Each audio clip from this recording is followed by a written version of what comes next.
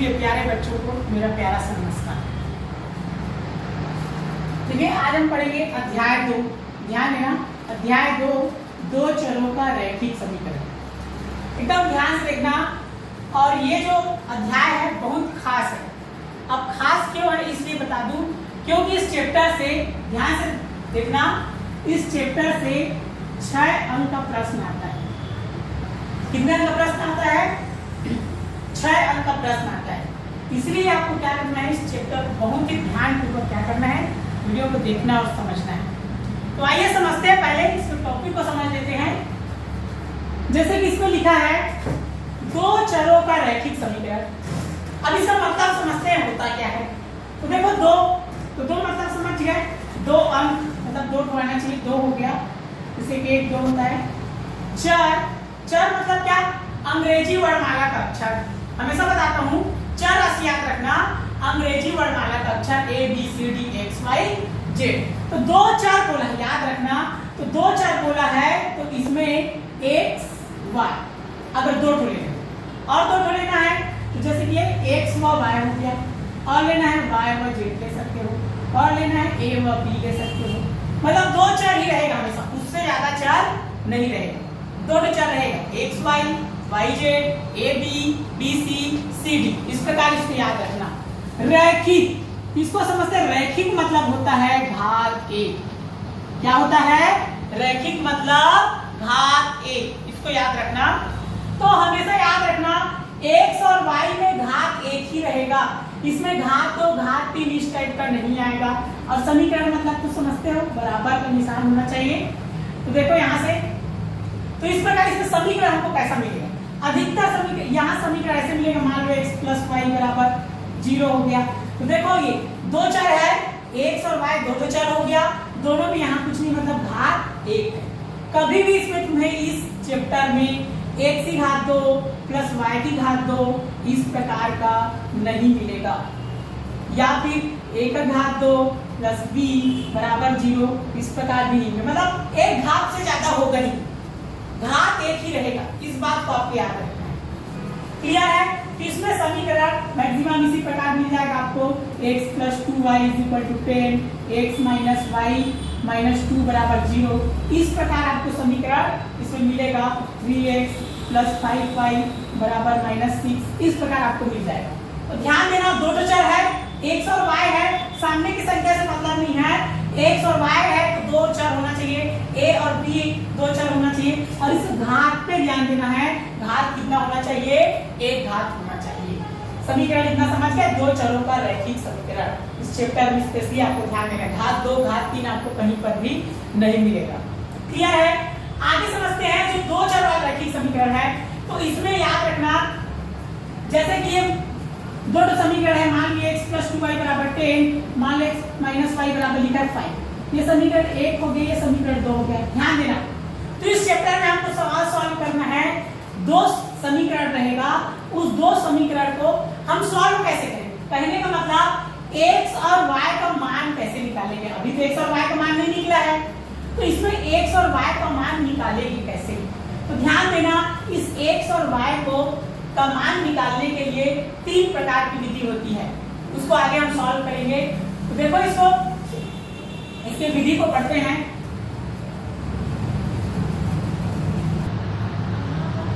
देखो इसको समझते हैं, इसका रैखिक समीकरण को हल कैसे करते हैं। तो ध्यान देना, इसको हल करने की विधि होते हैं। एक है पहला आलेख। ध्यान देना, कौन सा विधि? आलेख। आलेख मतलब अंग्रेजी में उसको कहते हैं ग्राफ। आलेख को अंग्रेजी में क्या कहते हैं? ग्राफ। याद रखना, ग्राफ मतलब होता है आलेख। इसको हम लोग ग्राफ वाला है, इसको बाद में पढ़ेंगे, इसको बीजी विधियां को पहले पढ़ते हैं। आप लोग ध्यान देना, ये आलेख विधि से 6 अंक का प्रश्न सन 2018 में आया था, कक्षा 10वीं में। याद रखना, आलेख विधि से 6 अंक का प्रश्न सन 2018 में आया था। इसलिए आपको स्पेशली ध्यान देना, इसको हम बाद में पढ़ेंगे। ग्राफ वाला है, इसको बाद में समझेंगे, बहुत ही सरल है। तो इसको हम पढ़ते हैं, इसको समझते हैं। ये बीजी विधिया बहुत इंपॉर्टेंट है, ये आपको पूरे 10वीं में काम आएगा सवाल सॉल्व करने के लिए। इसलिए इन तीनों विधि को आपको बहुत ध्यानपूर्वक देखना समझना है। देखो इसका बीजी विधिया है, पहला है प्रतिस्थापन विधि, दूसरा विलोपन विधि और तीसरा वज्र गुणन विधि। ध्यान देना, पहला कौन सा? प्रतिस्थापन विधि, दूसरा विलोपन विधि, तीसरा वज्र गुणन विधि। वज्र गुणन है ना, याद रखना, वज्र गुणन खंड नहीं है। तो इसको याद रखना, एक एक करके इससे रिलेटेड हम सवाल सॉल्व करते हैं। जैसे पहला प्रतिस्थापन विधि, तो इससे रिलेटेड सवाल को हम सॉल्व करेंगे कि कैसे बनेगा प्रतिस्थापन से। तो जैसे कि एक सवाल हम सॉल्व करते हैं, यहाँ ध्यान देना, जैसे कि ये एक सवाल मैं सॉल्व कर रहा हूँ। जैसे कि प्रतिस्थापन विधि के लिए एक सवाल है x माइनस वाई बराबर -1, 3x माइनस 2y बराबर 12। ध्यान से देखना, ऐसे दो समीकरण रहेंगे, याद रखना, दो समीकरण रहेगा तभी सवाल सॉल्व होगा। एक तो समीकरण रहेगा तो न तो x और y का मान नहीं निकलने वाला, तो दो समीकरण का होना जरूरी है। तो देखो ये हो गया समीकरण 1 और ये हो गया समीकरण 2।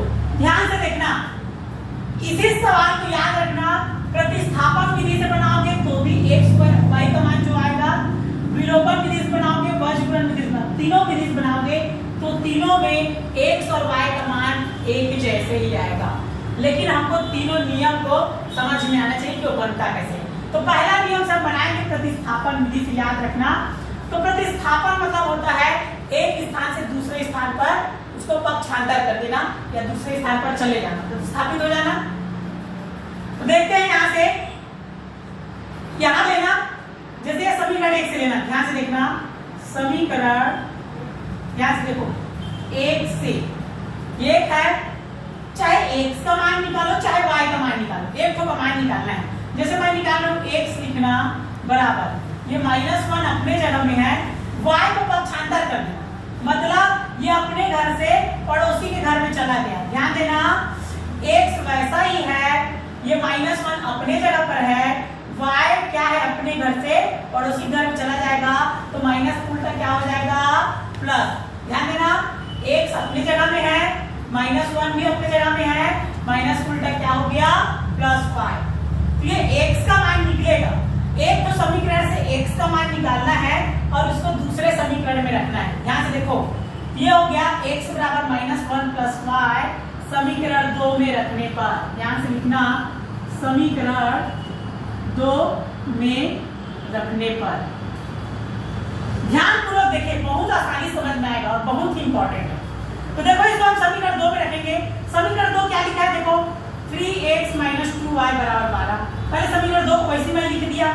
अब देखो ये 3 का 3, x के जगह में किसको लिख सकते हो, ध्यान देना, -1 + y। इस पे ध्यान देना, x के जगह में क्या लिख सकते हो, -1 + y। ये x है, यहाँ कोष्टक करना, x की जगह क्या लिखोगे, -1 + y। उसके बाद देखो ये -2y वैसा ही रहेगा, बराबर 12 को भी वैसी लिखो। क्लियर है इतना?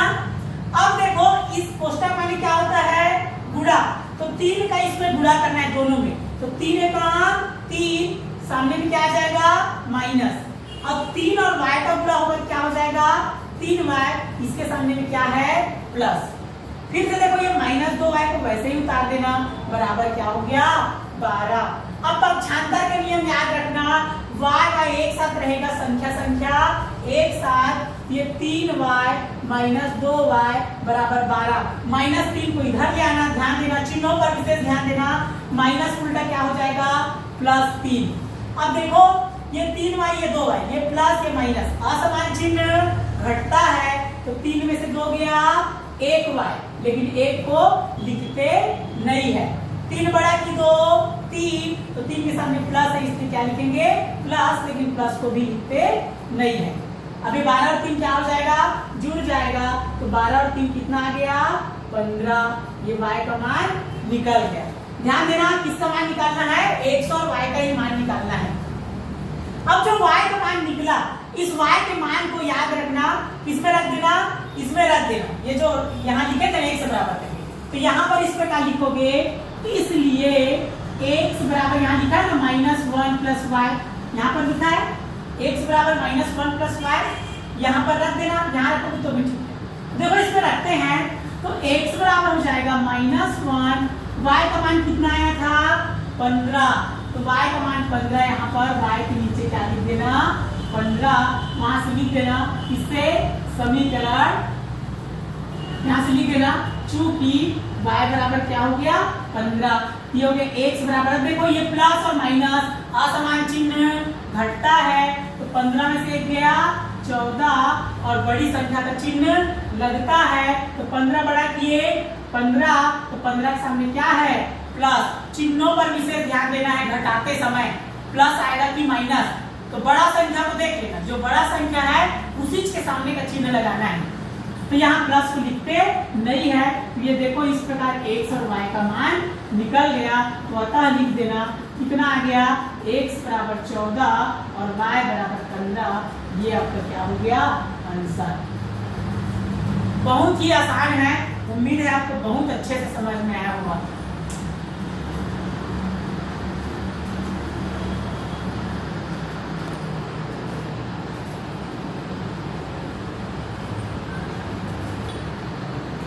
देखो ये आप लोग के लिए ग्रीक कार्य है, इसको आपको किस विधि से बनाना है, इन सबको ध्यान रखना, प्रतिस्थापन मतलब x को एक जगह पर रखना और y को पक्षांतर कर देना, एक स्थान से दूसरे स्थान पर ले जाना, फिर उस मान को दूसरे समीकरण में रख देना, समझ गए, ये प्रतिस्थापन विधि है।